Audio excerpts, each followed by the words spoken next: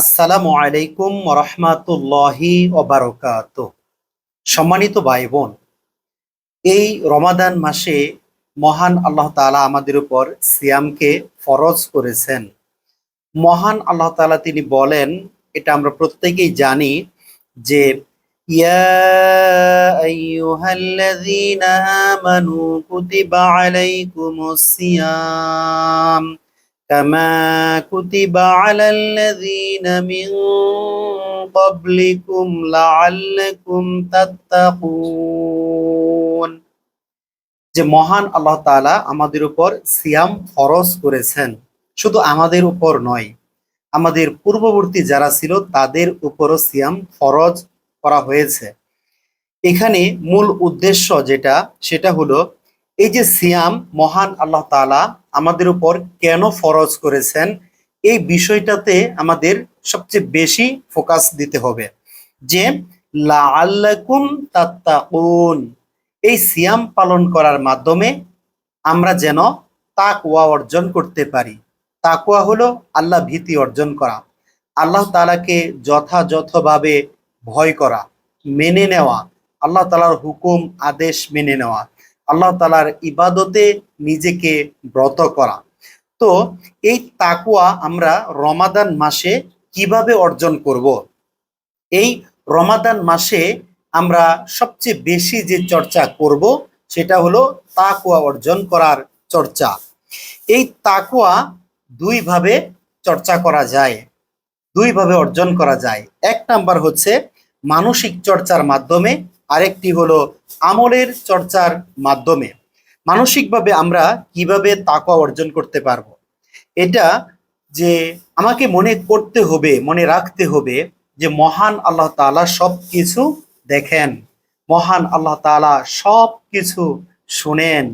তিনি কোনো কিছুই মানে অবগত নন এরকম না, তিনি সব কিছু সম্পর্কে সম্যক অবগত।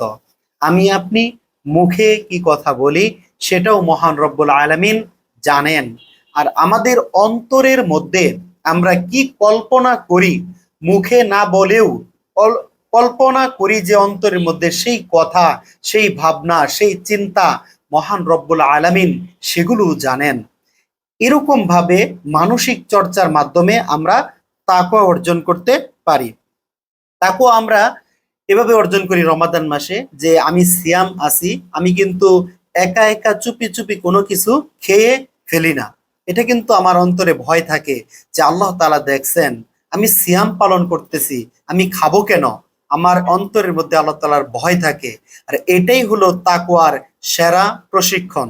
আরেকটা হলো আমলের চর্চা।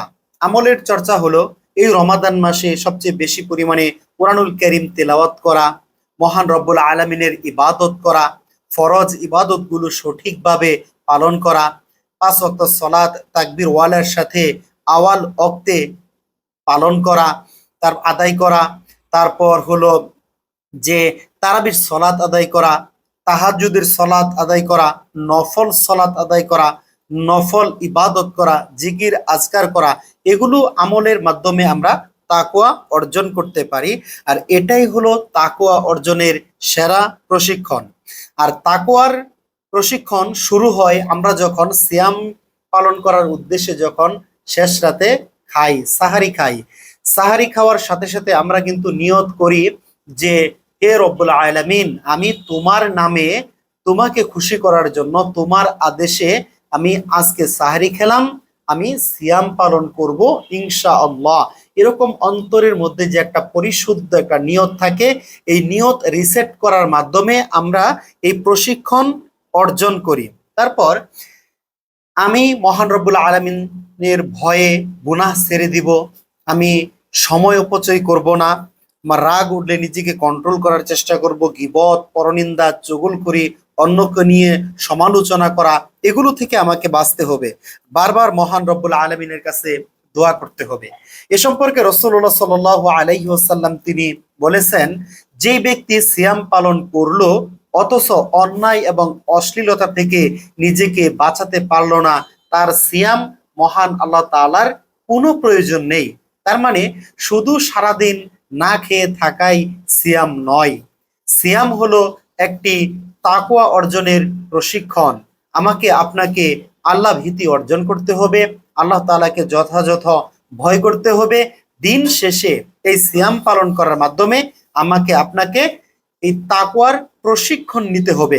তারপর রাতের বেলা যখন আমরা ঘুমাতে যাব, ঘুমানোর সময় আমরা নিজেকে প্রশ্ন করব, সারাদিন আমার কি ভুল ছিল, আগামীকাল আমি কিভাবে নিজেকে আরো সুন্দরভাবে উপস্থাপন করতে পারবো, কিভাবে ভুলগুলো শুধরিয়ে তওবা করার মাধ্যমে নিজেকে সংশোধন করতে পারবো। এই নিয়ত আমি আপনি সব সময় করব। নতুন একটা অভ্যাস আমার জীবনে যেন গড়ে তুলতে পারি এই রমাদানকে কেন্দ্র করে। রমাদান মাস এসেছে আমাকে আপনাকে ক্ষমা করানোর জন্য। মহান আল্লাহ তাআলার পক্ষ থেকে আমাদেরকে ক্ষমা করে দিবেন এই আশা আমরা প্রত্যেকেই করি।